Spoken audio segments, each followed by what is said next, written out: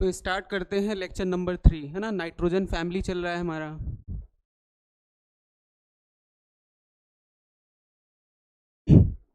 देखो, हमने method of preparation of phosphine पढ़ा था इसके पिछली क्लास पे, है ना। आज पढ़ेंगे फॉस्फोरस के कुछ हैलाइड्स ना, दो हैलाइड्स हमको पढ़ना है, ट्राई हैलाइड्स और पेंटा हैलाइड्स। पहले उनके मेथड ऑफ प्रिपरेशन पढ़ेंगे, है ना, फिर उनकी प्रॉपर्टीज पढ़ेंगे। देखो, अलग अलग करके डिवाइड किया गया है। PCl3 phosphorus, phosphorus try halide और फॉस्फोरस पेंटा हैलाइड। देखो, P4 जो है तुम्हारा, उसका ऑक्सीडेशन स्टेट क्या है, 0 है। जब आप 6Cl3 से रिएक्ट करवाते हो और जो Cl2 लेते हो वो क्या होता है, लिमिटेड होता है।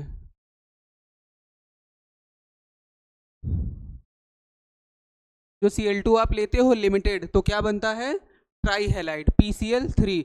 अगर आप P4 के साथ क्या लेते हो, Cl2 एक्सेस में लेते हो, किस में, एक्सेस में लेते हो, तो आपको क्या मिलता है, फॉस्फोरस का पेंटा हैलाइड, है ना। यहाँ पे +5 ऑक्सीडेशन स्टेट है, यहाँ पे क्या आएगा, प्लस का 3 ऑक्सीडेशन स्टेट आएगा। देखो, जब P4 को रिएक्ट करवाते हो आप SOCl2 से, SOCl2 क्या होता है, एक ऑक्सीडाइजिंग एजेंट होता है। जब आप SOCl2 के साथ रिएक्ट करवाते हो तो बनता है PCl3, है ना। ये क्लोरीन +3 ऑक्सीडेशन स्टेट में है, और यहाँ पे आप SOCl2 ले रहे हो, SO2Cl2 क्या ले रहे हो, और यहाँ पे क्या ले रहे हो, SOCl2।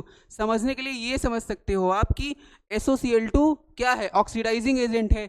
ये भी SO2Cl2 क्या है, ऑक्सीडाइजिंग एजेंट है। तो आप ये समझो कि यहाँ पे एक ऑक्सीजन है, कितना, एक ऑक्सीजन है।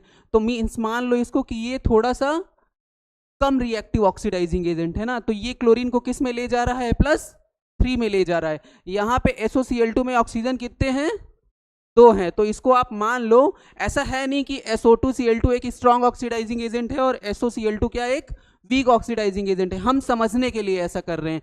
मींस यहाँ पे 2 ऑक्सीजन है, तो यहाँ पे जो फॉस्फोरस है वो किस में जाएगा, +5 में जाएगा। मींस अगर आप SOCl2 के साथ करवाते हो तो +3 ऑक्सीडेशन स्टेट वाला हैलाइड बनेगा, और अगर SO2Cl2 के साथ करवाते हो +5 वाला, है ना। देखो, कुछ प्रॉपर्टीज लिखा हुआ है, colourless oily liquid and hydrolysis in the presence of moisture. क्या करते हैं, ये कलरलेस है ना, कलरलेस लिक्विड है क्या, PCl3। जब आप इसको H2O के साथ रिएक्ट करवाते हो तो क्या बन जाता है, H3PO3। H3PO3 में फॉस्फोरस का ऑक्सीडेशन स्टेट क्या आएगा, बोलो, H3PO3 में क्या आएगा, देख लो, अब बताओ ऑक्सीडेशन स्टेट क्या होगा, +3 होगा। क्या होगा, +3 होगा। यहाँ हैलाइड में फॉस्फोरस का ऑक्सीडेशन स्टेट क्या है, यहाँ हैलाइड में PCl3 में फॉस्फोरस +3 है ना। अब यहाँ पे देखो, it is yellowish white powder and it moisture air, it hydrolyse into POCl3। पहले ये किस में हाइड्रोलाइज होता है, POCl3 में। उसके बाद इसका फर्दर हाइड्रोलिसिस करते हैं तो किस में कन्वर्ट हो जाता है, H3PO3। मीन्स यहाँ पे फॉस्फोरस का ऑक्सीडेशन स्टेट +5 है। यहाँ पे कंप्लीट हाइड्रोलिसिस होने के बाद ऑक्सीडेशन स्टेट क्या आता है, क्या आता है, +4। क्या आता है, नहीं, H3PO3 का ऑक्सीडेशन स्टेट क्या होगा, +5 ही तो होगा, होगा ना। ये +5 ऑक्सीडेशन होगा, ठीक।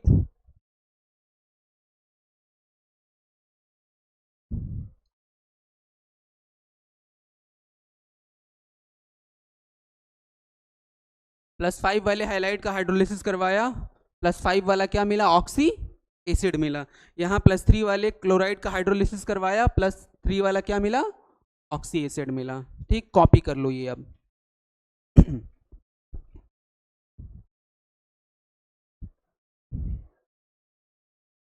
हाँ, कॉपी कर लेना वीडियो से, पर समझ लो ये, है ना, कहीं पे कोई दिक्कत हो तो पूछ लो।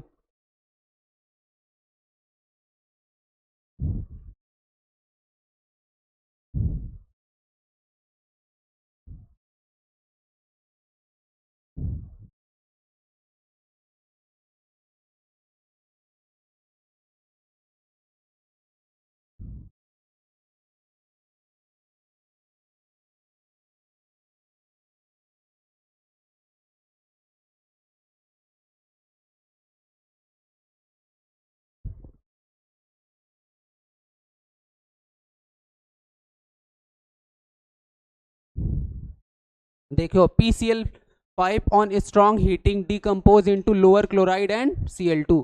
PCl5 की स्ट्रॉन्ग हीटिंग करते हो तो वो किस में कन्वर्ट हो जाता है, PCl3 और Cl2 में। अब जो तुम्हारा PCl3 है, क्या है, PCl3 है, उसमें कैसे बॉन्ड होते हैं, एक्सियल बॉन्ड होते हैं और इक्विटोरियल बॉन्ड होते हैं। देखो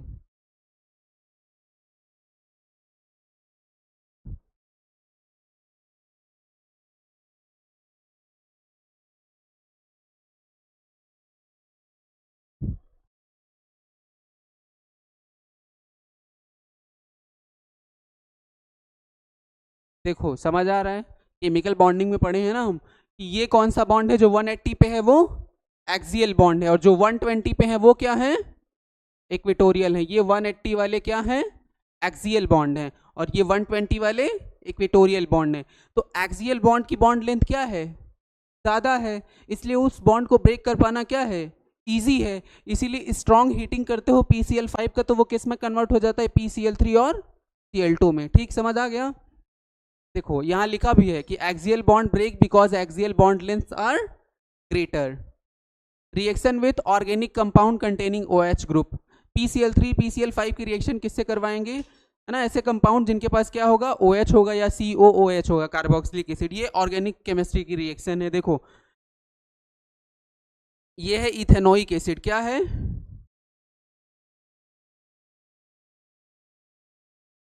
जब हम इथेनोइक एसिड को PCl3 के साथ रिएक्ट करवा रहे हैं क्या बनेगा, PCl3 वाला क्या बन रहा है, H3PO3 वाला ऑक्सी एसिड बन रहा है। देखो ये +3 ऑक्सीडेशन स्टेट में है ना, PCl3 +3 ऑक्सीडेशन स्टेट पे है। तो ये जो OH है ना, इसके साथ क्या कर रहा है, रिएक्ट कर रहा है। मीन्स समझने के लिए आप समझो कि इसके 3 Cl को हटा के ये 3 OH इसके साथ क्या हो जा रहे हैं, लग जा रहे हैं। जो आप H3PO3 लिखे हो इसको आप ऐसे भी तो लिख सकते हो, POH का होल थ्राइस लिख सकते हो ना, ये क्या हो जाएगा, H3PO3 हो जाएगा। ऐसे ही देखो अब ये OH जो निकल गया है वो तो निकल गया है, तो तुम्हारा यहाँ पे क्या बचना चाहिए, CH3COO, और यहाँ पे क्या आके जुड़ जाएगा, Cl आके जुड़ जाएगा। अब ये किस में कन्वर्ट हो गया, इथेनॉइल क्लोराइड में। इसको क्या बोलते हैं,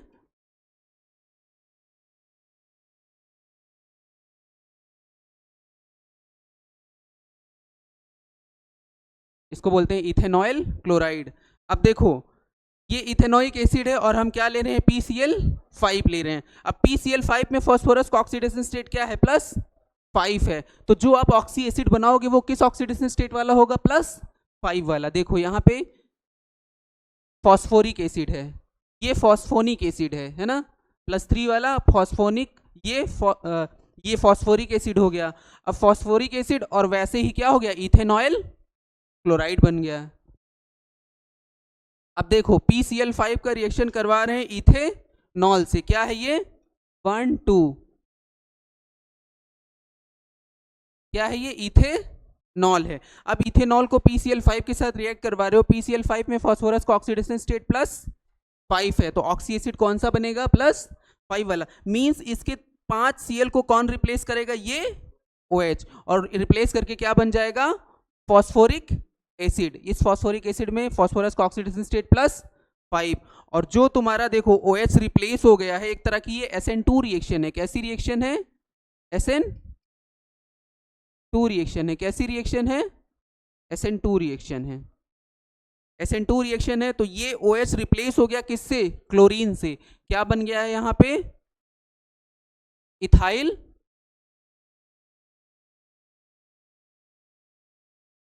क्लोराइड। क्या बन गया है, इथाइल क्लोराइड बन गया है।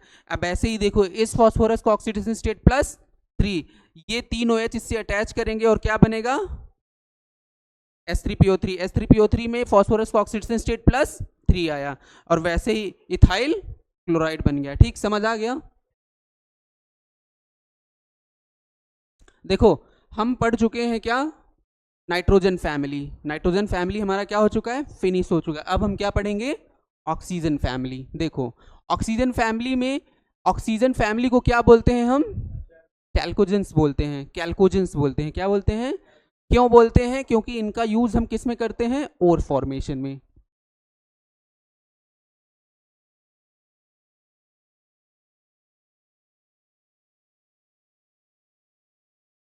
अब हमको और पढ़ना भी नहीं है क्योंकि हमारे सिलेबस से मेटलर्जी को हटा दिया गया है। जनरल इलेक्ट्रॉनिक कॉन्फ़िगरेशन क्या होगा? NS2 NP4 क्या होगा? NS2 NP4 होगा। देखो कॉमन ऑक्सीडेशन स्टेट क्या होता है इसका? -2 +2 +4 +6। अब देखो एक चीज़ याद रखना है आपको, ऑक्सीजन जो होता है उसका ऑक्सीडेशन स्टेट क्या क्या हो सकता है? -1 हो सकता है ना, +1 हो सकता है, -2 हो सकता है, +2 भी हो सकता है ना। अब देखो और क्या हो सकता है? -1 के अलावा -1/2 भी हो सकता है। क्या हो सकता है? -1/2 हो सकता है। अब कहाँ कहाँ पे होगा देखो,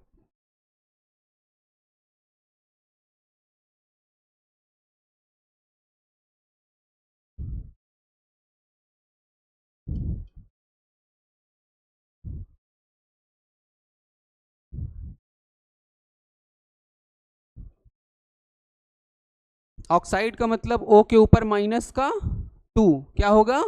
ऑक्साइड होगा। अब ऑक्सीजन का ऑक्सीडेशन स्टेट क्या आया? -2। पर ऑक्साइड में क्या लिखते हैं? O2 के ऊपर -2, ये क्या हो गया? पर ऑक्साइड मीन्स एक ऑक्सीजन के ऊपर कितना आएगा? -1। हमने लिखा भी -1 हो सकता है, -2 हो सकता है। और देखो सुपर ऑक्साइड में O2 के ऊपर -1 होता है, मीन्स एक ऑक्सीजन के ऊपर कितना आएगा? -1/2 है ना। इसका एग्जाम्पल आप लिख सकते हो H2O है ना, लिख सकते हो ना। H2O में ऑक्सीजन का ऑक्सीडेशन स्टेट क्या आएगा? -2 आएगा। अब देखो पर ऑक्साइड क्या लिख सकते हो? H2O2 लिख सकते हो। H2O2 में ऑक्सीजन का देखो HOOH, open book like structure, -1 +1 -1 +1, तो ऑक्सीजन का ऑक्सीडेशन स्टेट क्या आया? -1 आ गया। देखो सुपर ऑक्साइड में, सुपर ऑक्साइड का फॉर्मूला लिख सकते हो है ना, एक एग्जाम्पल लिख सकते हैं KO2। क्या लिख सकते हैं? KO2 मीन्स K पे प्लस आएगा और O2 पे -1 आएगा, तो मीन्स इंडिविजुअल एक ऑक्सीजन पे कितना चार्ज आएगा? माइनस। तो इसको क्या बोलेंगे? Potassium super oxide. क्या बोलेंगे? Potassium super oxide. तो ऑक्सीजन का ऑक्सीडेशन स्टेट -1 हो सकता है, +1 कहाँ पे होगा ये बताते हैं ना। देखो हाँ O3, O3 के ऊपर -1 होता है ना, क्योंकि एक कोऑर्डिनेट बॉन्ड बनता है वहां पे। देखो O, ये O3 है। ऑक्सीजन का क्या है? ये एलोट्रॉप है। क्या है? एलोट्रॉप है।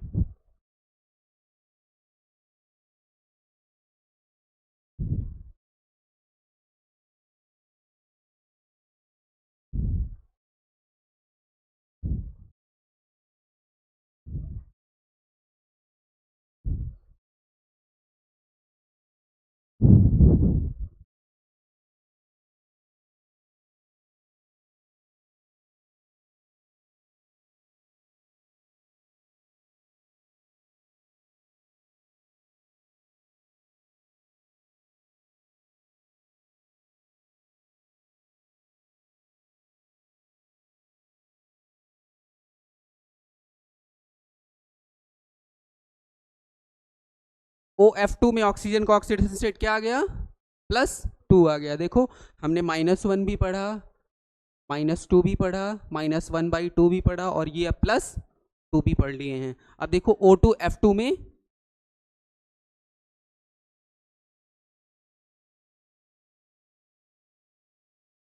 +1 +1 -1 -1, मीन्स ऑक्सीजन का ऑक्सीडेशन स्टेट +1 भी पढ़ लिया हमने। ठीक, OF2 में +2, O2F2 में +1। तो समझ आ गया आपको। तो मेंबर ऑफ दिस ग्रुप, इस ग्रुप के अंदर कितने मेंबर्स को हमको पढ़ना है? देखो ऑक्सीजन हो गया, सल्फर हो गया, सिलेनियम हो गया, टेलेनियम हो गया और पोलोनियम हो गया। अब ये क्या है? देखो ऑक्सीजन और सल्फर क्या हैं? नॉन मेटल हैं। अब इनकी जो अगली प्रॉपर्टीज पढ़ेंगे हम, ऑक्साइड, हाइड्रोक्साइड और हाइड्राइड है ना, उनका नेचर भी हम बता देंगे। मेटल का ऑक्साइड बेसिक, नॉन मेटल का ऑक्साइड एसिडिक, और मेटलॉइड्स के ऑक्साइड्स एम्फोटेरिक है ना। तो देखो ये नॉन मेटल है ऑक्सीजन और सल्फर, सेलेनियम और टेलेनियम क्या हैं, मेटलॉइड्स हैं, और पोलोनियम क्या है, मेटल है। तो अब जब हम इनकी प्रॉपर्टी मींस रिएक्शन पढ़ेंगे हेलोजन के साथ, ऑक्सीजन के साथ, हाइड्राइड के साथ, तो जब उनका नेचर पूछेंगे कि कौन सा एसिडिक होगा, कौन सा बेसिक होगा, कौन सा एम्फोटेरिक होगा, तो आपको पता होना चाहिए। नोट है, except oxygen all member of this group are solid. Oxygen को छोड़ के, ऑक्सीजन क्या है, गैस है, तो ऑक्सीजन को छोड़ दो और जितने भी एलिमेंट है इसके अंदर वो कैसे फॉर्म में है, सॉलिड फॉर्म में है। All member of this group show allotropy, इस मेंबर के सभी एलिमेंट क्या शो करते हैं, एलोट्रॉपी। मींस देखो ऑक्सीजन, सल्फर, सेलेनियम, टेलोनियम और पोलोनियम, एलोट्रॉप्स पढ़े हो, कार्बन के एलोट्रॉप्स पढ़ा हमने, एमॉर्फस और क्रिस्टलाइन। अब यहाँ पे सल्फर के भी तो पढ़े हैं हमने, S6, S8, S2 है ना, क्राउन सल्फर, चेयर सल्फर। अब ऐसे ही सल्फर ऑक्सीजन का एलोट्रॉप क्या हो सकता है, O3 हो सकता है ना, ओजोन जिसको बोलते हो। तो समझ गए हो इस मेंबर के सभी एलिमेंट एलोट्रॉपी शो करेंगे। Stability of +6 oxidation state decreases down the group and stability of +4 oxidation state increases down the group due to inert pair effect. Generally inert pair effect आपको 13, 14 और 15 में देखना है, लेकिन अगर आप क्वेश्चन पूछा जाए कि डाउन द ग्रुप जाने पे किस ऑक्सीडेशन स्टेट की स्टेबिलिटी बढ़ेगी और किसकी घटेगी, तो एकदम निगलिजिबल इनर्ट पेयर इफेक्ट तो हो नहीं जाएगा, कुछ ना कुछ 4f की पुअर शिल्डिंग होगी। तो क्या होगा, +6 oxidation state down the group जाने पे डिक्रीज होगा और +4 क्या होगा, इंक्रीज होगा। समझ रहे हो ना। और क्या दिया हुआ है, इलेक्ट्रॉन एफिनिटी का ऑर्डर। देखो इलेक्ट्रॉन एफिनिटी का ऑर्डर हम लोग कंपेयर कर सकते हैं।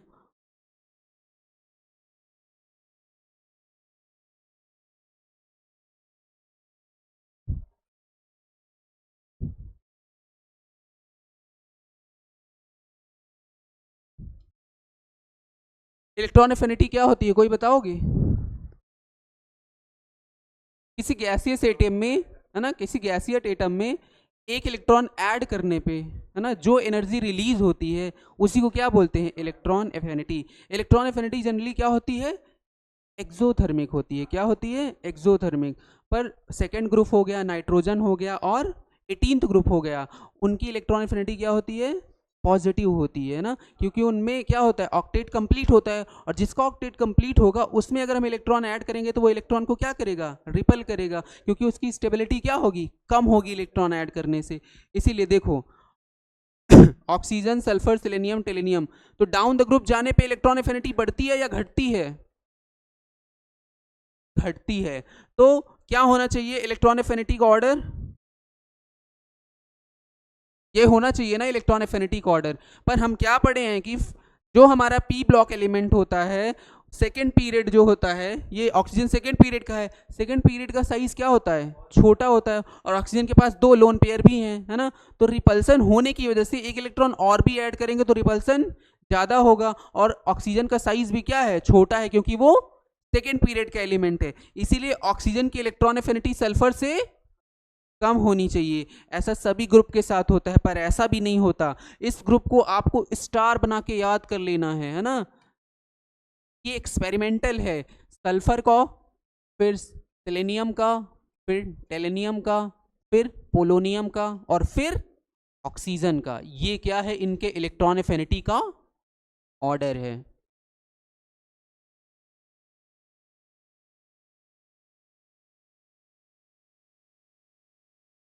समझ आ गया, ये इनके इलेक्ट्रॉन एफिनिटी का क्या है, ऑर्डर है। मींस ऑक्सीजन की इलेक्ट्रॉन एफिनिटी अपने ग्रुप में सबसे कम होती है, ये एक एक्सपेरिमेंटल ऑर्डर है।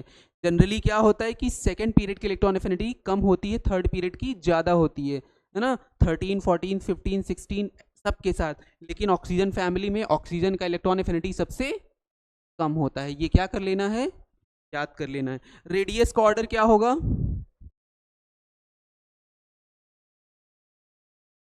बोलो। डाउन द ग्रुप जाओगे क्या होगा, सेल नंबर बढ़ेगा, और सेल नंबर बढ़ेगा तो साइज बढ़ता जाएगा, इसमें कोई एक्सेप्शन नहीं है।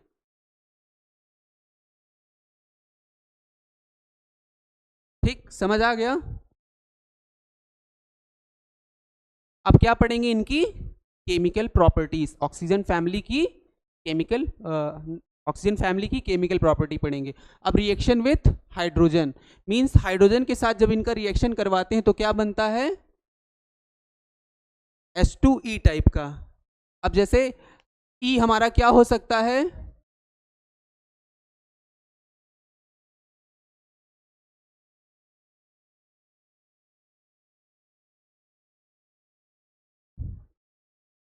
अगर हमारा E क्या है, ऑक्सीजन है, तो क्या बना, H2O वाटर बना, हाइड्रोजन सल्फाइड बना, हाइड्रोजन सेलेनियम बना, हाइड्रोजन टेलोनियम बना, हाइड्रोजन पोलोनियम बना।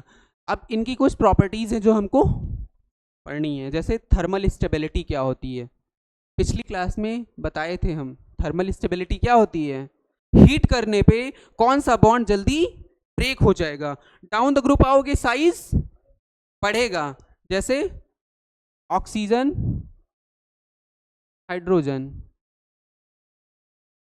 Sulphur hydrogen, selenium hydrogen, tellurium hydrogen, polonium और हाइड्रोजन। ये सेकंड का है, ये थर्ड का है, ये फोर्थ का है, और ये फिफ्थ का, और ये सिक्स्थ पीरियड का है। डाउन द ग्रुप आ रहे हो, पीरियड बढ़ रहा है, साइज भी क्या हो रहा है, बढ़ रहा है। तो पी मतलब फॉस्फोरस पोलोनियम का हाइड्रोजन के साथ ओवरलैपिंग अच्छी नहीं हो पाएगी, तो आप डाउन द ग्रुप जाओगे, साइज बढ़ेगा, साइज बढ़ेगा तो ओवरलैपिंग अच्छी नहीं हो पाएगी, ओवरलैपिंग अच्छी नहीं हो पाएगी तो बॉन्ड को इजीली ब्रेक कर दोगे, इसीलिए डाउन द ग्रुप जाने पे थर्मल स्टेबिलिटी क्या हो रही है, डिक्रीज हो रही है। एसिडिक कैरेक्टर, एसिडिक कैरेक्टर जब कभी हाइड्राइड्स का पूछता है तो हम डाउन द ग्रुप देखते हैं group wise. Down the group जाओगे, साइज क्या हो रहा है, बढ़ रहा है, बॉन्ड को ब्रेक करोगे, एसिडिक स्ट्रेंथ क्या होती है, लॉस ऑफ हाइड्रोजन, जो जितना जल्दी हाइड्रोजन को रिलीज कर देगा उसका एसिडिक स्ट्रेंथ उतना ज्यादा होगा। देखो, जिसका बॉन्ड स्ट्रेंथ कम होगा वो बॉन्ड जल्दी ब्रेक होगा, और वो बॉन्ड जल्दी ब्रेक होगा तो वो हाइड्रोजन को जल्दी रिलीज करेगा, तो उसका एसिडिक स्ट्रेंथ भी क्या होगा, ज्यादा होगा। तो डाउन द ग्रुप जाने पे एसिडिक स्ट्रेंथ बढ़ेगा, क्योंकि बॉन्ड की स्टेबिलिटी क्या हो रही है, बॉन्ड स्ट्रेंथ क्या हो रही है, डिक्रीज हो रही है। अब रिड्यूसिंग नेचर, जितना जल्दी हाइड्रोजन को रिलीज करेगा, रिलीज ऑफ हाइड्रोजन क्या होता है, देखो रिड्यूसिंग नेचर दूसरे को रिड्यूस करके खुद क्या होगा, ऑक्सीडाइज होगा। अगर हाइड्रोजन दे रहा है मींस दूसरे को रिड्यूस करके खुद क्या हो रहा है, ऑक्सीडाइज हो रहा है। तो कौन ज्यादा जल्दी हाइड्रोजन देगा, जिसका बॉन्ड क्या होगा, वीक होगा, जिसकी बॉन्ड स्ट्रेंथ क्या होगी, कम होगी। ठीक, तो समझ आ गया थर्मल स्टेबिलिटी, एसिडिक कैरेक्टर और रिड्यूसिंग नेचर। अब क्या कंपेयर करेंगे इनका, मेल्टिंग पॉइंट और बॉइलिंग पॉइंट। देखो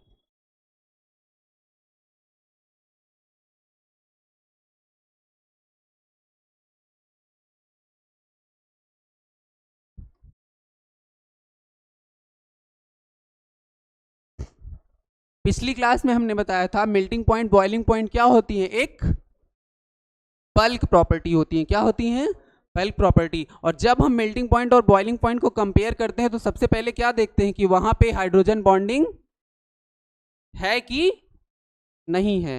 क्या देखते हैं, हाइड्रोजन बॉन्डिंग है कि नहीं है।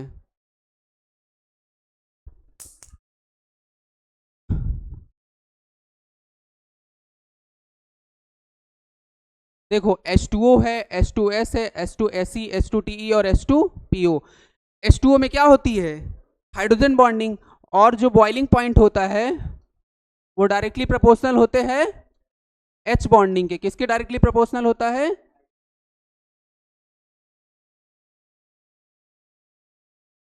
और बॉइलिंग पॉइंट किसके डायरेक्टली प्रोपोर्शनल होता है, हाँ, वंडरवॉल फोर्स ऑफ अट्रैक्शन के। और बॉइलिंग पॉइंट किसके डायरेक्टली प्रोपोर्शनल होता है,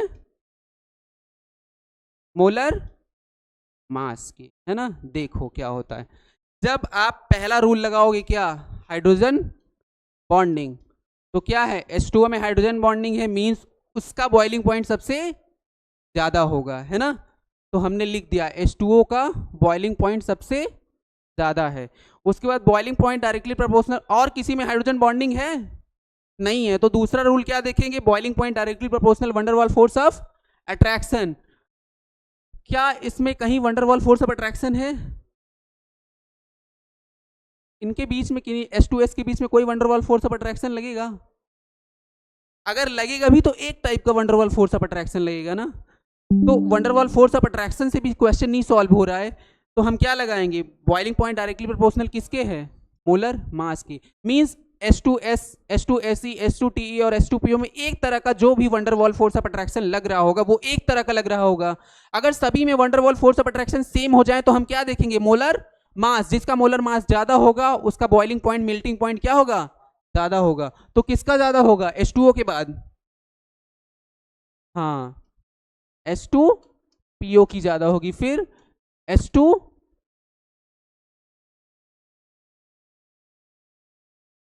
ये समझ आ गया ना?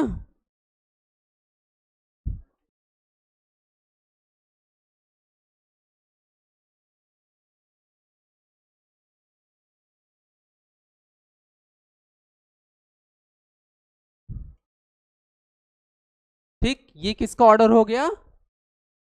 मेल्टिंग पॉइंट का। बॉइलिंग पॉइंट का सेम यही ऑर्डर होगा, ठीक, क्योंकि मेल्टिंग पॉइंट बॉइलिंग पॉइंट क्या है? बल्क प्रॉपर्टीज हैं।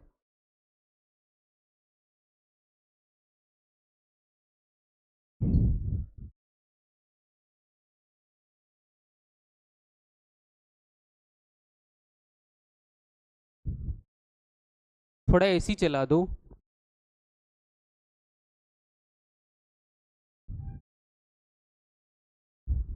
तो समझ आ गया ना ये ऑर्डर सबको? कहीं किसी को कोई प्रॉब्लम? आगे बढ़े। रिएक्शन विथ हाइड्रोजन पढ़ लिया हमने। रिएक्शन विथ हाइड्रोजन में ये याद रखना है कि ये केवल H2E टाइप का ही हाइड्राइड बनाएंगे। इस ग्रुप के सभी एलिमेंट किस टाइप का हाइड्राइड बनाएंगे? अब रिएक्शन विथ ऑक्सीजन, अब ये E हमारा जो है वो क्या है?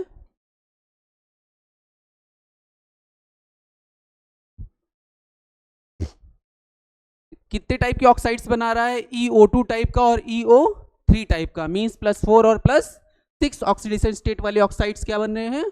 फॉर्म हो रहे हैं। देखो, अब जो E2, EO2 और EO3 मींस देखो यहाँ पे जो हम ले रहे हैं एलिमेंट उसका ऑक्सीडेशन स्टेट क्या है? जैसे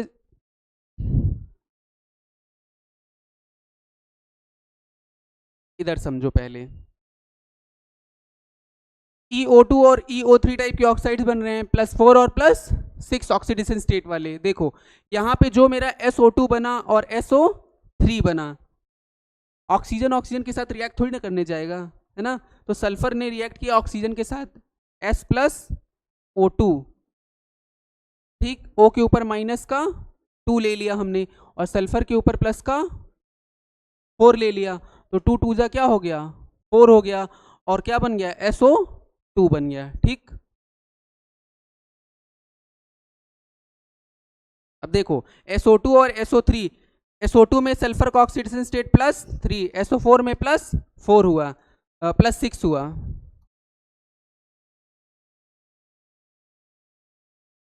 क्या हुआ? +6 हो गया।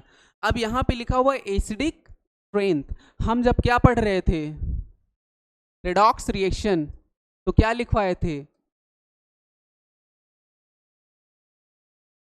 एसिडिक स्ट्रेंथ डायरेक्टली प्रोपोर्शनल होती है ऑक्सीडेशन नंबर के या ऑक्सीडेशन स्टेट के।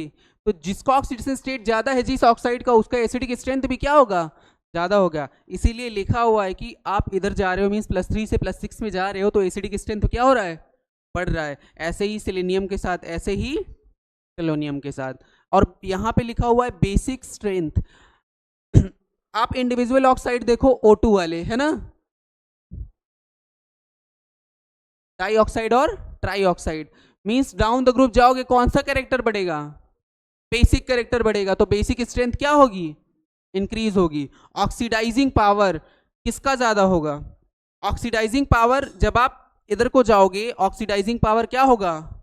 इंक्रीज होगा। डाउन द ग्रुप जाओगे तो भी ऑक्सीडाइजिंग पावर इंक्रीज होगा।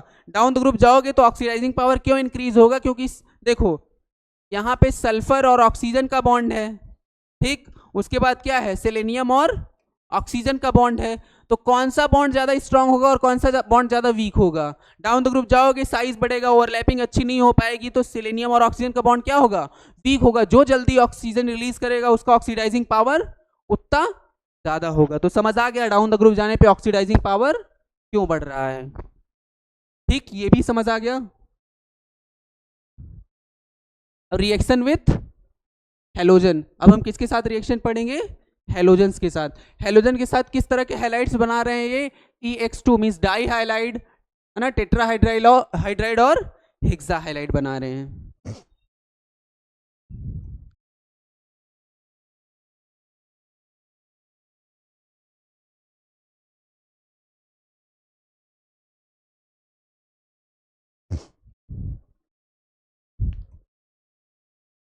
देखो ऑक्सीजन जो है वो केवल कैसा हाइलाइट बना रहा है? डाई हाइलाइट बना रहा है। क्यों, कोई बता सकता है? जैसे हमने कर दिया OF2, क्या बना दिया? OF2, F लगा दिया और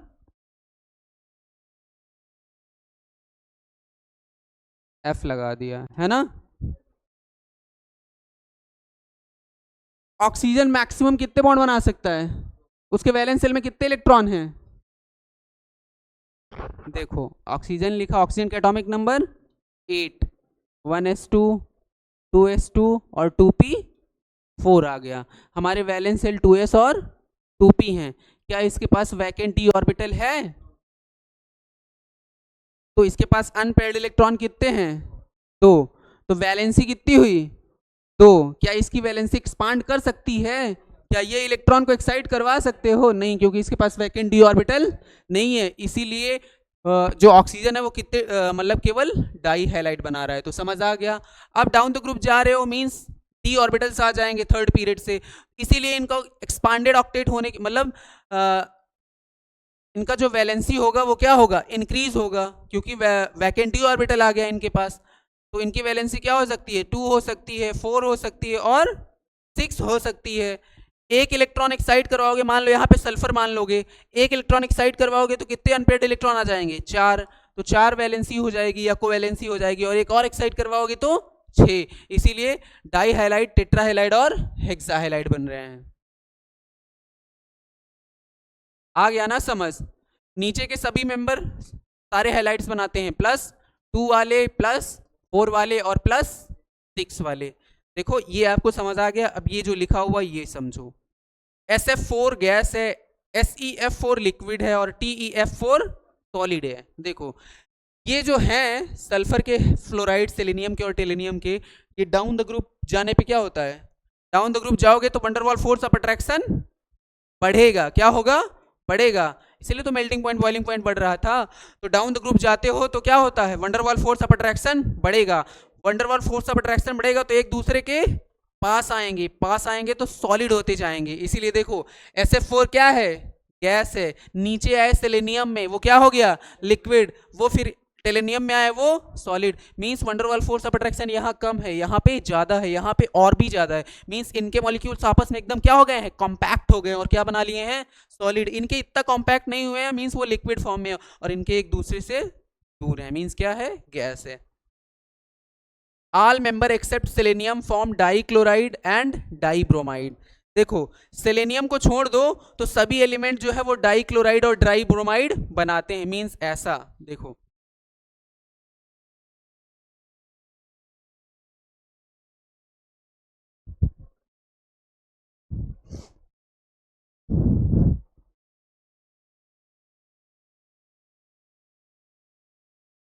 SeCl2 और SeBr2 क्या होगा?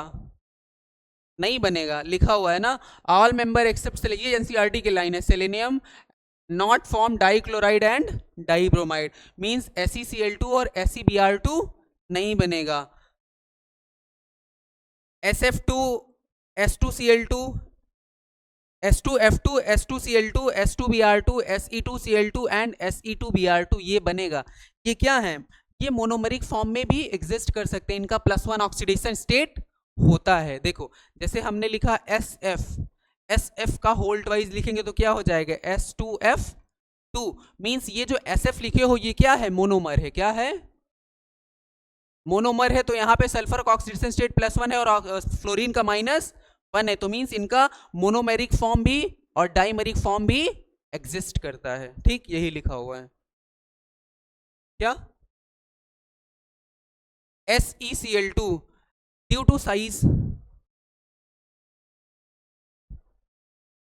अब देखो, जो ऑक्सीजन फैमिली है, अब इसके कंपाउंड्स पढ़ेंगे हम। क्या पढ़ेंगे, हमने इनकी सारी प्रॉपर्टीज क्या कर लिया है, स्टडी कर लिया। अब हम क्या पढ़ेंगे, इनके कंपाउंड्स पढ़ेंगे। तो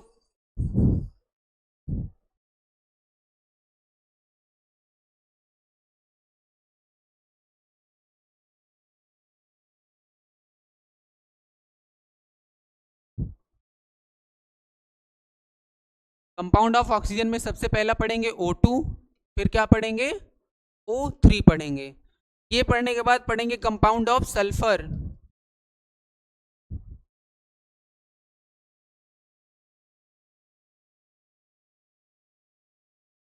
पहला पढ़ेंगे H2SO4 और दूसरा क्या पढ़ेंगे, H2S। अब बताओ H2S की कैसी स्मेल है, पंजेंट किसकी होती है, अमोनिया की होती है। एस रोटेन एग है या रोटेन फिश है, फिश, फिश होगा इसका, तो PS3 का क्या होगा, उल्टा बता रहे हो, इसका एग होगा, रोटेन एग, और फॉस्फीन का कैसा होता है, रोटेन फिश लाइक। ठीक, तो आज यहीं तक करेंगे, है ना। इनके कंपाउंड्स अगली क्लास में पढ़ेंगे, उससे पहले कुछ क्वेश्चन है जो आपको सॉल्व करना है नाइट्रोजन फैमिली के। और हम इसमें क्या नहीं पढ़ रहे हैं, जैसे ऑक्सी एसिड नहीं पढ़ रहे हैं सल्फर का, है ना, और एलोट्रॉप्स नहीं पढ़ रहे हैं सल्फर के, और जैसे पिछला ग्रुप पढ़ा उसमें व्हाइट फॉस्फोरस, रेड फॉस्फोरस, ये सब हम क्या कर चुके हैं, पढ़ चुके हैं, है ना, इंडिविजुअली पढ़ चुके हैं ना। इनर्ट पेयर इफेक्ट क्या होता है, ऑक्सी एसिड्स क्या होते हैं, एलोट्रॉप्स क्या होते हैं, इसलिए हम यहाँ पे उसको नहीं पढ़ा रहे हैं। देखो अब आपको क्या करना है, क्वेश्चन सॉल्व करना है। देखो क्वेश्चन सॉल्व करो और बताओ, which of the following reaction is a part of,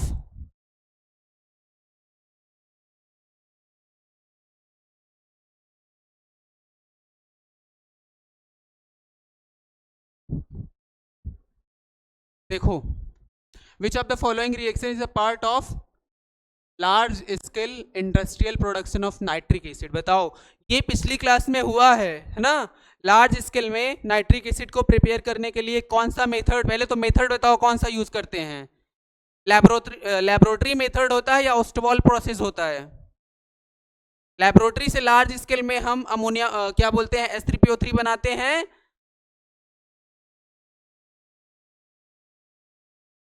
nitric acid किस स्केल से हम लार्ज प्रोडक्शन करवाते हैं, ओस्टवॉल प्रोसेस से बनाते हैं ना, क्या, HNO3 नाइट्रिक एसिड, और लेबोरेटरी मेथड से बनाते हैं। तो कौन सा मेथड होता है जिससे हम लार्ज प्रोडक्शन करवाते हैं, ओस्टवॉल प्रोसेस से ना। तो बताओ, इसमें लिखा हुआ है विच of the following reaction is a part of large scale, तो लार्ज स्केल कौन सा होता है, ओस्टवॉल प्रोसेस। और देखो इसमें कौन सा ओस्टवॉल प्रोसेस है,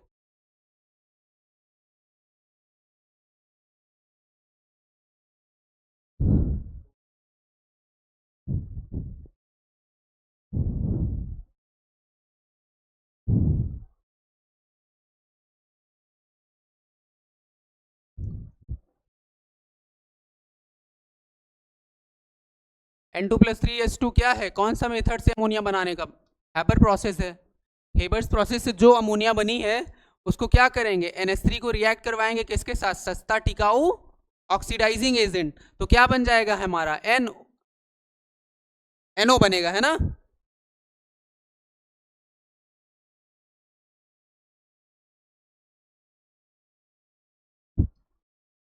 फिर NO को ऑक्सीडाइज करवाएंगे O2 के साथ, क्या बन जाएगा, NO2 बनेगा। और फिर NO2 को क्या करेंगे, वाटर के साथ रिएक्ट करवाएंगे।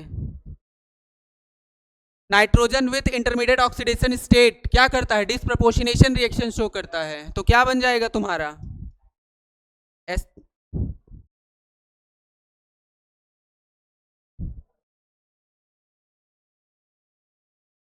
HNO3 बन जाएगा। और क्या बनेगा? NO। इस NO को फिर से हम इस प्रोसेस में यूज कर लेंगे, है ना। तो बताओ अब कौन सा ऑप्शन होगा? C option. देखो ना, NH3 को 5O2 के साथ क्या किया? रिएक्ट करवाया। क्या बना? 4NO बना H2O, और यहाँ पे क्या बन रहा होगा? HNO3, जो लार्ज स्केल में क्या हो रहा होगा? प्रोड्यूस हो रहा होगा। अब इस वाले क्वेश्चन को देखो।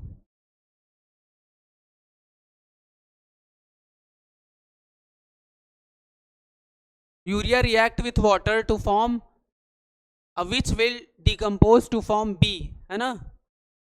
when pass through Cu aqueous deep blue color solution C is formed, what is the formula of C? कौन सा होगा जो हमारा C बनेगा? करो कॉपी में।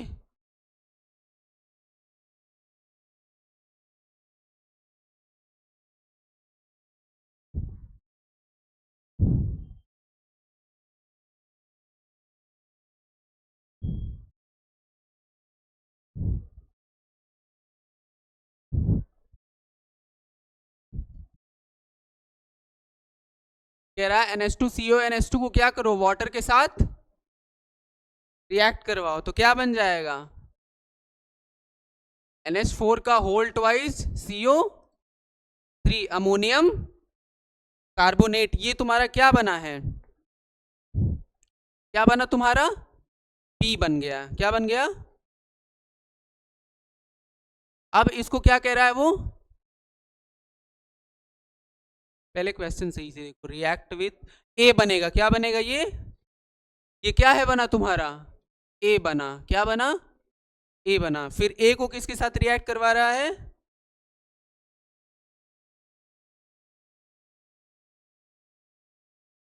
जब A को मतलब जो A बना है उसमें क्या पास कर रहे हैं? Aqueous U2+।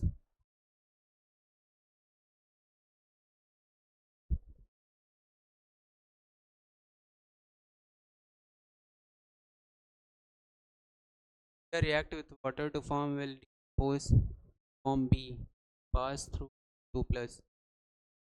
देखो क्या होता है, वो कह रहा है कि डिकम्पोज होके B बन रहा है। क्या बन रहा है?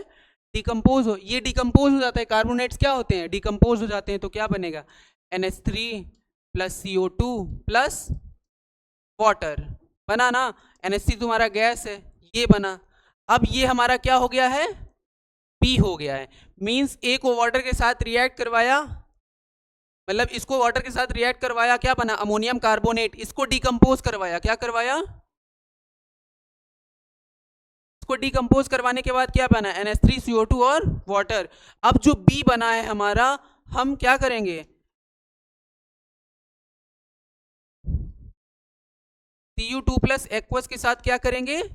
रिएक्ट करवाएंगे। और हम क्या बोले थे? कॉपर +2 ऑक्सीडेशन स्टेट में अपने सराउंडिंग में कितने लिगेंड्स को अटैच करेगा? तो ये कोऑर्डिनेशन कंपाउंड की रिएक्शन हो गई ना। अब क्या बनेगा? CuNH3 का होल 4 2+ एक्वस, यही बनेगा ना। कॉपर +2 ऑक्सीडेशन स्टेट में कितने अमोनिया को अपने सराउंडिंग में अटैच कर रहा है? 4 को। ये क्या लिखा हुआ है? क्वेश्चन देखो, कौन सा फॉर्मूला होगा? यही बन रहा होगा ना, ए वाला।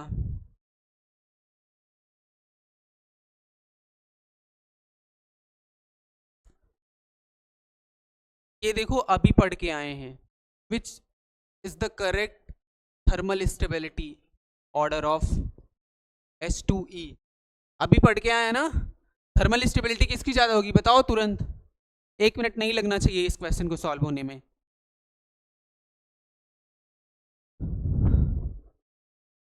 बोलो। डाउन द ग्रुप जाओगे, क्या बढ़ेगा? बॉन्ड स्ट्रेंथ डिक्रीज होगा, थर्मल स्टेबिलिटी क्या होगी? इंक्रीज होगी ना। जिस बॉन्ड को जल्दी ब्रेक कर दोगे उसकी थर्मल स्टेबिलिटी क्या होगी? जिस बॉन्ड को जितना टाइम लगेगा, मींस जितना एनर्जी देना पड़ेगा तोड़ने में, उसकी थर्मल स्टेबिलिटी उतनी ज्यादा होगी ना। डाउन द ग्रुप जाओगे तो थर्मल स्टेबिलिटी डिक्रीज करती है ना। इसके पहले कंपेयर करवाए ना। तो देखो थर्मल स्टेबिलिटी सबसे ज्यादा किसकी होगी? H2O की होगी, फिर H2S की होगी, H2SE, H2TE और H2PO की। ये वाला क्वेश्चन देखो, दो स्टेटमेंट दिया हुआ है, पहला है the boiling point of following hydride group 16 increasing order. क्या ये ग्रुप 16 के ऑर्डर का, है ना, हाइड्राइड्स का क्या है, बॉइलिंग पॉइंट का इंक्रीजिंग ऑर्डर है? इंक्रीजिंग ऑर्डर यही यही बताए थे हम। नहीं, किसका था सबसे ज्यादा? वाटर। हाँ, अब देखो दूसरा स्टेटमेंट, मींस पहला स्टेटमेंट तो क्या है, इनकरेक्ट है। दूसरा देखो, the boiling point of these hydrides increase with increase molar मास। क्या इनके हाइड्राइड्स का मोलर मास इंक्रीज होने से इनका बॉइलिंग पॉइंट बढ़ जाता है? बढ़ता है? क्या वाटर के केस में ऐसा हो रहा है? नहीं हो रहा ना, तो दोनों स्टेटमेंट क्या है, रॉन्ग है ना। Both statement 1 and statement 2 are incorrect. देखो यहाँ पे आप कंफ्यूज हो जाओगे, the boiling point of these hydride increasing increase molar mass. तो अगर आपको वो पता है कि बॉइलिंग पॉइंट डायरेक्टली प्रोपोर्शनल होता है किसके, हाइड्रोजन बॉन्डिंग के, उसके बाद हाइड्रोजन बॉन्डिंग सॉल्व ना हो तो वंडरवॉल फोर्स ऑफ अट्रैक्शन, लेकिन दो फोर्स अगर इक्वल आ जाए तब आप मोलर मास देखोगे, है ना। Identify the incorrect relate to PCl5, ये करो, क्वेश्चन करो। अभी किए हैं ये वाला इंडिविजुअली। इनकरेक्ट कौन सा है, कौन सा ऑप्शन? हाँ, देखो 2PCl के एक्सियल बॉन्ड का बॉन्ड एंगल कितना होगा?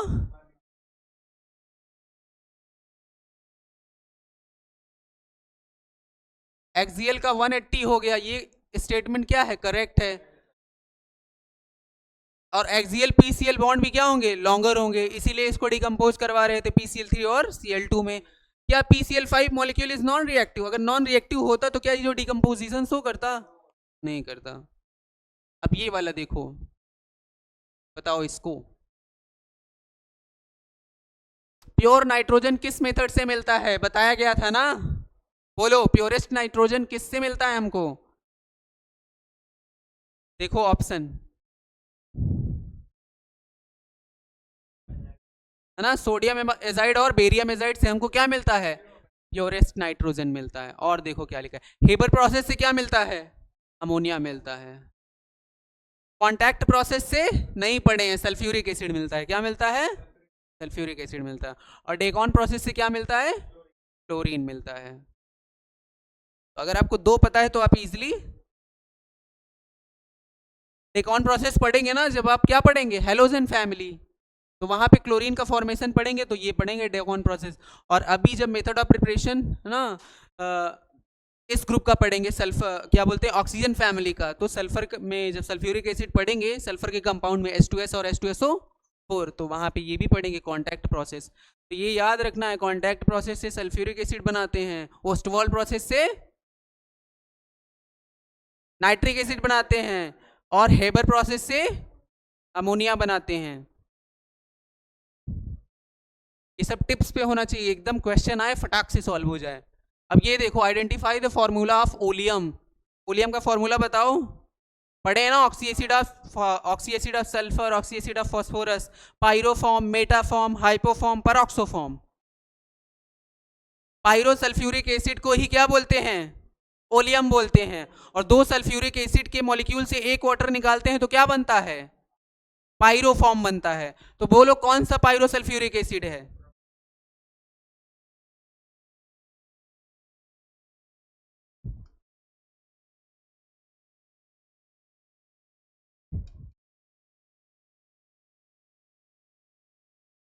दो मॉलिक्यूल लिया सल्फ्यूरिक एसिड का और उसमें से क्या निकाला हमने, वाटर, तो क्या बन जाएगा, H2O7, यही बनेगा ना। इसी को क्या बोलते हैं, पायरोसल्फ्यूरिक एसिड। और पायरोसल्फ्यूरिक एसिड को कॉमन नेम क्या बोलते हैं, ओलियम। पढ़ो पिछला, है ना, नहीं तो मजा नहीं आएगा। विच of the following oxy acids of phosphorus has strong reducing power? बोलो, पहले तो बताओ, जो फॉस्फोरस का ऑक्सी एसिड होता है उसका रिड्यूसिंग पावर देखने के लिए हम क्या करते हैं, रिड्यूसिंग पावर डायरेक्टली किसके प्रोपोर्शनल होता है,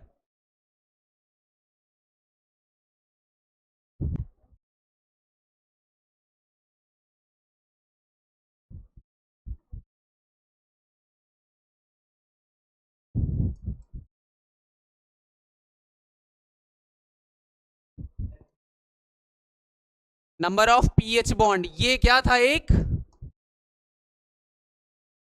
एक्सेप्शनल रूल था ना, जितना उसके पास हाइड्रोजन होगा, ऑक्सी एसिड ऑफ फास्फोरस के पास जितने हाइड्रोजन होंगे उतनी उनकी बेसिसिटी नहीं होगी। मतलब फास्फोरस के ऑक्सी एसिड को छोड़ दो, और जितने भी ऑक्सी एसिड होते हैं जितने उनके पास हाइड्रोजन होते हैं वही उसकी बेसिसिटी होती है। पर फास्फोरस के केस में ऐसा नहीं होता है, जितने क्या होंगे, हाइड्रोजन होंगे उतनी बेसिसिटी नहीं होगी। बेसिसिटी हम क्या करेंगे, स्ट्रक्चर बना के पता करेंगे, जितने ओ ऑक्सीजन के साथ हाइड्रोजन जुड़े होंगे वही।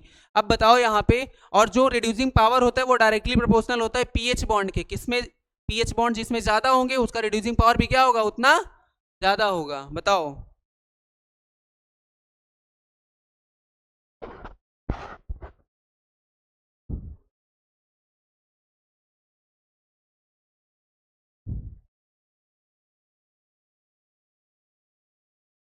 पढ़ो, क्वेश्चन ऊपर लिखा हुआ है ना, ये लिखा हुआ है रिड्यूसिंग पावर डायरेक्टली प्रोपोर्शनल होता है नंबर ऑफ पीएच बॉन्ड की, किसमें नंबर ऑफ पीएच बॉन्ड ज्यादा होंगे।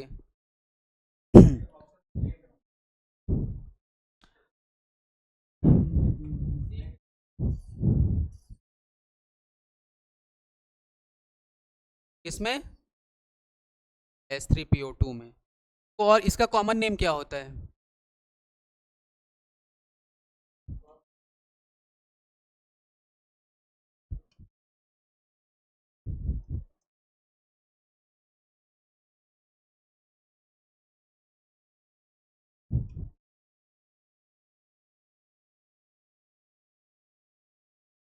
देखो फॉस्फोरिक हो गया, फॉस्फोनिक हो गया, और फॉस्फीनिक हो गया। बेसिसिटी 3, बेसिसिटी 2, बेसिसिटी 1, 1 2 3 वाला गाना याद कर लो, है ना। और याद करने का सबसे अच्छा तरीका है फॉस्फोनिक फॉस्फीनिक फॉस्फोरिक फॉस्फोनिक फॉस्फीनिक ना, क्या याद कर लो, 1 2 3, है ना। डाउन द मीन्स फॉस्फीनिक जो होगा उसकी बेसिसिटी 1 होगी, और बेसिसिटी 1 होगी तो मीन्स OH कितने होंगे, एक होगा। देखो यहाँ पे P double bond O OH, इसी में क्या होंगे, नंबर ऑफ पीएच बॉन्ड सबसे ज्यादा होंगे। अगर आप H3PO4 का बनाओगे में तो एक भी नंबर ऑफ पीओएच बॉन्ड है ही नहीं, तो इसका क्या होगा, रिड्यूसिंग पावर सबसे कम होगा। मिनिमम ऑक्सीडेशन स्टेट जिसका होता है उसका रिड्यूसिंग पावर ज्यादा होता है, मैक्सिमम ऑक्सीडेशन स्टेट का ऑक्सीडाइजिंग पावर ज्यादा होता है ना।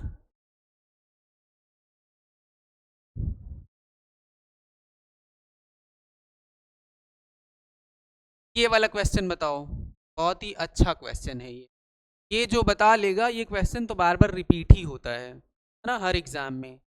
ये क्वेश्चन सबसे ज़्यादा पूछा जाता है, 2016 में आया हुआ है नीट में। When copper is heated with concentrated HNO3, हमने बोला था ना नाइट्रिक एसिड एक क्या होता है, स्ट्रॉन्ग ऑक्सीडाइजिंग एजेंट होता है। अगर वो कॉन्सेंट्रेटेड फॉर्म में है तो और भी स्ट्रॉन्ग ऑक्सीडाइजिंग एजेंट होता है, तो वो किसी को भी क्या कर सकता है, ऑक्सीडाइज कर सकता है। Metal, non metal, metalloids, metal को ऑक्सीडाइज करता है तो मेटल नाइट्रेट प्लस NO2 बनता है, अगर वो कॉन्सेंट्रेटेड फॉर्म में है तो। अगर नॉन मेटल है तो एक एसिड बनता है और NO2 बनता है ना। और क्या पूछता है क्वेश्चन में, बाई प्रोडक्ट पूछता है। बताओ, कह रहा है कि कॉपर लिया हमने, कॉपर को हीट किया कॉन्सेंट्रेटेड HNO3 के साथ, बताओ क्या बनेगा, मेटल विथ कॉन्सेंट्रेटेड HNO3 क्या बनेगा, metal nitrate plus NO2 Cu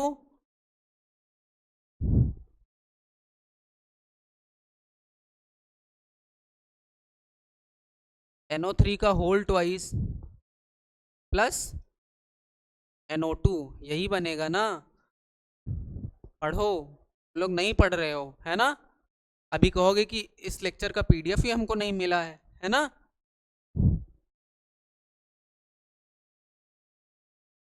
अब इधर वाला क्वेश्चन देखो और बताओ,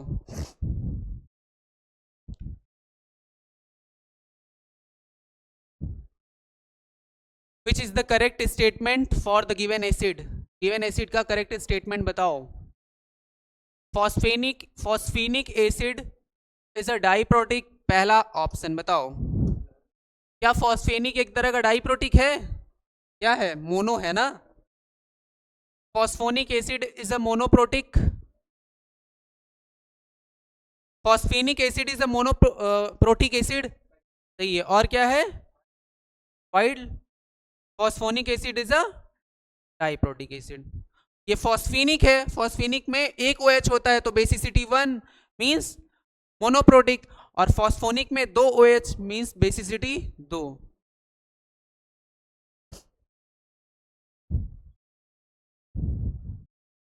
ये बताओ, अभी पढ़ के आए हैं ना group 16, acidity of diprotic acid aqueous solution increasing order बताओ। एसिडिक स्ट्रेंथ का इंक्रीजिंग ऑर्डर बताओ। एसिड वो जो इजीली क्या देगा? H+। कौन H+ इजीली देगा? हाँ, जिसका बॉन्ड क्या होगा? वीक होगा। देखो किसका बॉन्ड वीक है, डाउन द ग्रुप जाओगे क्या होगा? साइज बढ़ेगा, ओवरलैपिंग अच्छी नहीं हो पाएगी, बॉन्ड क्या होंगे? वीक होंगे। उन बॉन्ड्स को ब्रेक करना इजी होगा, तो उनका एसिडिक स्ट्रेंथ भी क्या होगा? ज्यादा होगा। तो बताओ,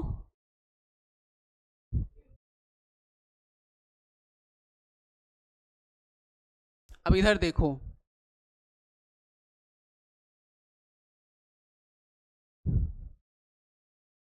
ये लिखा है, देखो क्वेश्चन में आ गया है, strong reducing behaviour of H3PO2 is due to, किसके कारण होता है स्ट्रॉन्ग रिड्यूसिंग बिहेवियर? पढ़ो statement. High electron gain enthalpy of phosphorus, high oxidation state of phosphorus, presence of 2 OH group and 1 pH bond, presence of 1 OH group and 2 pH bond. बोलो।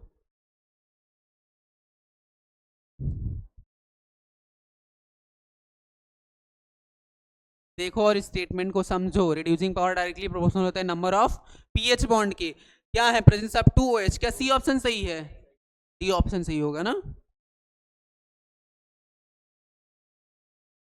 अब ये बताओ, borax पढ़े हैं ना, boric acid, heating effect of borax यही है ना। Na2B4O7 को हीट करते हो तो क्या मिलता है? बोरेक्स बीड टेस्ट पढ़े हैं ना हम। बोरेक्स बीड में क्या क्या होता है? NaBO2 और क्या होता है? इसमें से कौन सा ऑप्शन होगा? Na B3O5 होगा, S3BO3 होगा, B2O3 हो गया, Na2B2O5 होगा, क्या होगा? हाँ, कुछ भी, ऑप्शन बी, डी, ए होगा ऑप्शन। पढ़ो नहीं, बहुत मारेंगे हम।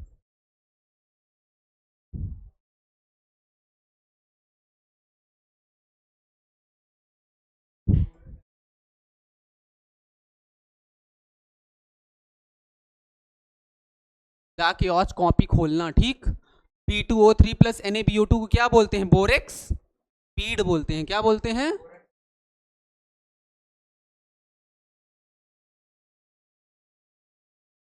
ना ट्रांजिशन मेटल के डिटेक्शन में इसका यूज करते हैं ना। ट्रांजिशन मेटल के सॉल्यूशन में इसको डिप करेंगे, डिप करने के बाद हीट करेंगे, हीट करेंगे तो क्या बनेगा?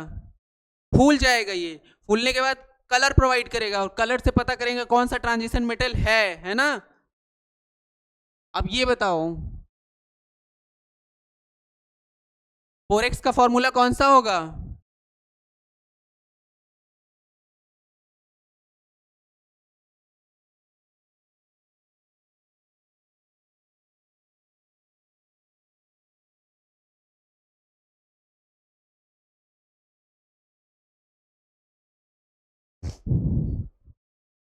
दिमाग लगाओ, यहाँ पे क्या लिखा हुआ है? Borax bead.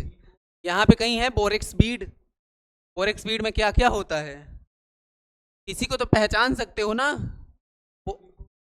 ये क्या है? Borax bead. ये इधर देखो, NaBO2 एक पकड़ गया ना। अब यहाँ पे देखो, कौन सा ऑप्शन? सी वाला ऑप्शन। क्या दे रहा है? डी का फर्स्ट, है ना। डी का फर्स्ट इसमें भी दे रहा है। अब क्या करोगे आप? ऑर्थोबोरिक एसिड कौन सा होता है? S3BO3 को क्या बोलते हैं? बोरिक एसिड या ऑर्थोबोरिक एसिड? तो S3BO3। अब सी का क्या है? थर्ड, मींस डी का फर्स्ट, सी का थर्ड। अब बोरेक्स बीड क्या होता है? वो तो हमने लगा दिया। बोरेक्स क्या होता है? Na2B4O7.10H2O। ए का फोर्थ है किसी में? देखो ऊपर वाले में, तो कौन सा ऑप्शन होगा? बी होगा। एलिमिनेट करना सीखो, क्वेश्चन करो, थ्योरी पढ़ने से कुछ नहीं होगा, है ना। जितना थ्योरी पढ़ते हो उससे ज़्यादा क्वेश्चन सॉल्व करो, तभी आपका कॉन्सेप्ट अच्छा होगा। नहीं, थ्योरी पढ़ने से फिर क्वेश्चन ऐसे आएगा तो दिमाग घूमेगा, हमको कुछ समझ ही नहीं आ रहा कहाँ से क्या हो जा रहा है।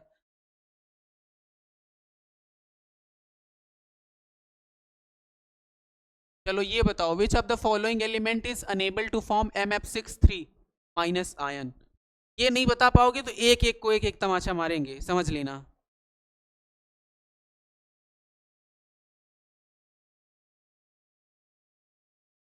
MF63 माइनस M जो है वो तुम्हारा गैलियम है, एल्यूमिनियम है, इंडियम है और बोरॉन है।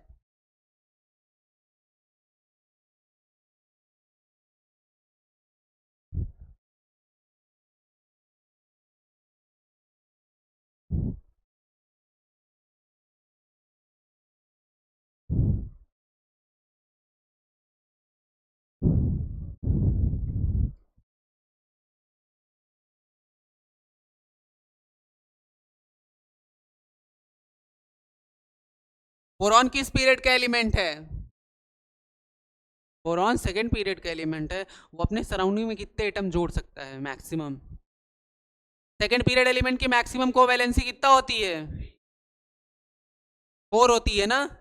मीन्स मैक्सिमम बोरॉन कितने अटैच कर सकता है ना।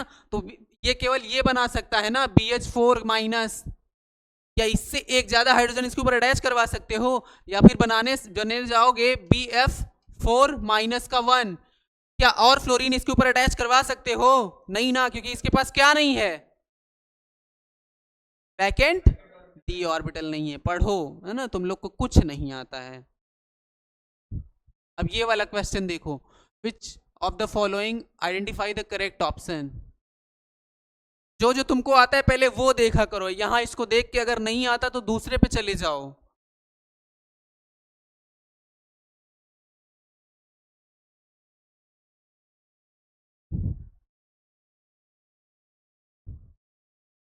ये पढ़े हो ना सब?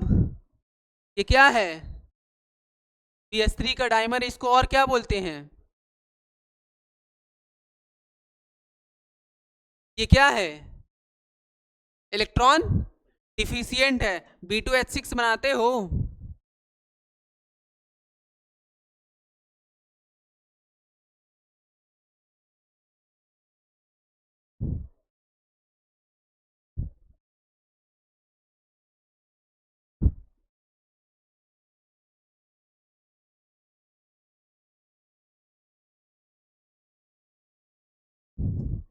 तीनों इलेक्ट्रॉन। क्या इसके पास 8 इलेक्ट्रॉन है? इलेक्ट्रॉन डिफिशियंट है या फिर डिफिशियंट है ना। इसके पास इतनी बॉन्डिंग करने के बाद भी क्या है, बॉन्ड ऑर्डर क्या बोलते हैं, इलेक्ट्रॉन कितने आएंगे? 6 आएंगे। तो ये क्या है, इलेक्ट्रॉन डिफिशियंट। इसका हाइब्रिडाइजेशन बताओगे क्या होता है? sp2 sp3 क्या होगा? sp2 होगा। कितने बॉन्ड बना रहा है, क्या होगा हाइब्रिडाइजेशन? sp3। देखो ये क्या है, इलेक्ट्रॉन डेफिशिएंट है। H2O2 क्या होता है?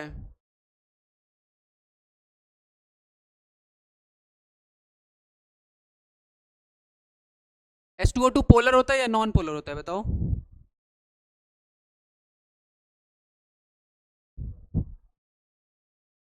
देखो नॉन पोलर ही होगा। जो तुम्हारा टेम्पोररी हार्डनेस है वो किससे निकलती है? पढ़ाए थे ना, हार्डने मतलब ब्लीचिंग एजेंट पढ़ाया है ना हमने। जब क्या पढ़ाए थे, ब्लीचिंग एजेंट इसी P ब्लॉक में पढ़ाया गया है।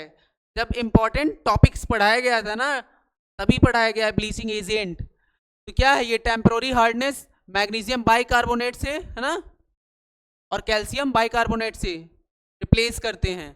तो देखो C का क्या है, सेकंड है कहीं में, C का सेकंड इतने में दे रहा है ना। उसके बाद देखो B2H6 मीन C का सेकंड हो गया और B का फर्स्ट।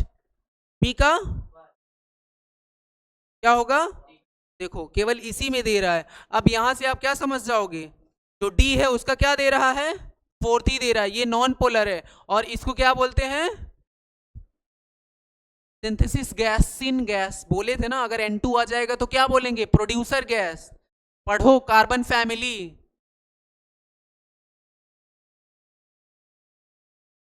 अब ये बताओ, identify the incorrect statement for the following. Acidic strength, क्या एसिडिक स्ट्रेंथ का यही ऑर्डर होगा? एसिडिक स्ट्रेंथ देखेंगे हाइड्राइड्स का तो क्या देखेंगे? Bond strength. जिसका बॉन्ड स्ट्रेंथ ज्यादा उसका एसिडिक स्ट्रेंथ कम होगा, है ना? किसका बॉन्ड स्ट्रेंथ ज्यादा है? HF का बॉन्ड स्ट्रेंथ ज्यादा होगा, क्योंकि H और F की ओवरलैपिंग अच्छी होगी। डाउन द ग्रुप जाओगे तो ओवरलैपिंग अच्छी नहीं होगी, तो H+ रिलीज इजिली होगा। मींस यही ऑप्शन मेरा क्या है? इनकरेक्ट है ना, तो यही सही होगा। और क्या देखो नीचे, fluorine exhibit -1, fluorine -1 oxidation state भी दिखाता है, वेयर हेलोजन एग्जिबिट +1 +3 +5 और +7। और क्या दिया? The entropy of dissociation of F2 is smaller than Cl2। सही बात है, क्योंकि F2 जो होगा, F के पास क्या है? लोन पेयर कितने हैं? 3 है। फ्लोरीन के पास भी क्या है? लोन पेयर 3 है। और जब हमने bond strength bond energy compare करवाया था तो FON लिखवाए थे। क्या लिखवाए थे? FON। सबसे पहले क्या देखते हैं? Cell number. सेल नंबर देखोगे तो क्या होगा? फ्लोरीन फ्लोरीन सेकंड पीरियड का है, और इनके पास क्या है? लोन पेयर है। लोन पेयर है तो ज्यादा रिपल्सन होगा, इनके बॉन्ड को ब्रेक करना आसान होगा। Cl Cl के बॉन्ड को ब्रेक करना क्या होगा? डिफिकल्ट होगा। क्या होगा? क्योंकि क्लोरीन का साइज बड़ा होगा। क्या होगा? क्लोरीन का साइज बड़ा होगा, तो उसके जो लोन पेयर होंगे वो डिस्पर्स होंगे, वो एक दूसरे को रिपल्सन बहुत कम दे रहे होंगे, और कम दे रहे होंगे तो उनके बॉन्ड को ब्रेक कर पाना डिफिकल्ट होगा। इसीलिए बॉन्ड डिसोसिएशन एनर्जी हम देखते हैं किसकी? सबसे पहले कौन आता है? Cl2, फिर Br2, फिर F2 और फिर I2। ये किसका ऑर्डर है? बॉन्ड डिसोसिएशन एनर्जी का ऑर्डर है। किसका है? बॉन्ड डिसोसिएशन एनर्जी का। केमिकल बॉन्डिंग में पढ़ाए थे ना। अब ये वाला क्वेश्चन बताओ, among group 16 element which one does not show -2 oxidation state?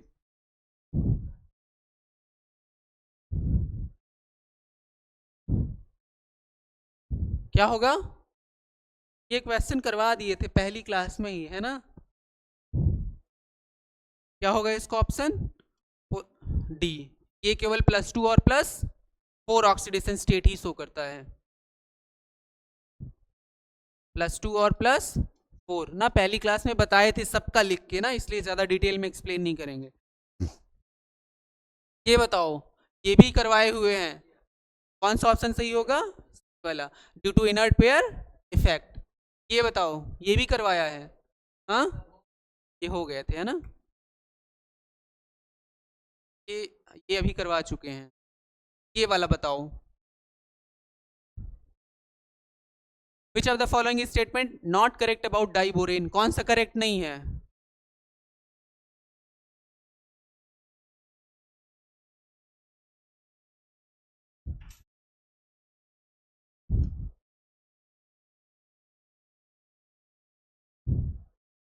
बोलो।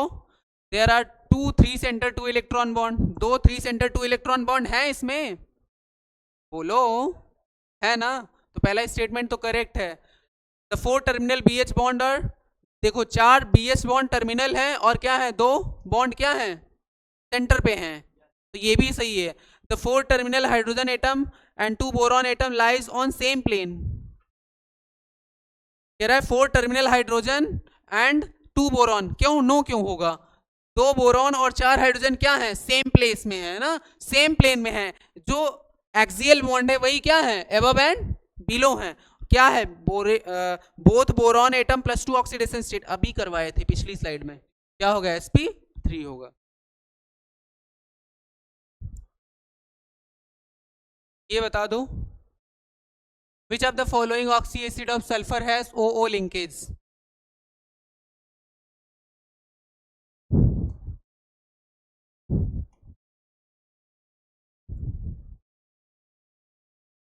ये ट्रिक बताए थे। क्या बताए थे? अब देख लो और सॉल्व कर दो।